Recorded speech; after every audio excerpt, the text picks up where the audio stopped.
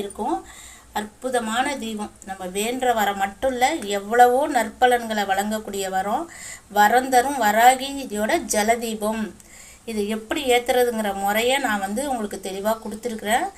இது ஸ்டெப்பாக கொடுத்துருக்குறேன். அந்த வீடியோ நீங்கள் அவசியம் அனைவரும் பாருங்கள். அதில் ஒரு மந்திரமும் உங்களுக்காக நான் கொடுத்துருக்குறேன். அந்த வீடியோ எடுத்துருக்குறேன். நீங்கள் நல்லா பழங்கள் பூக்கள்லாம் வச்சு சிறப்பாக செய்யுங்க. அம்மா 30 வருஷமாக அந்த பூஜை செஞ்சுக்கிட்டு இருக்கேன் பிள்ளைங்களா.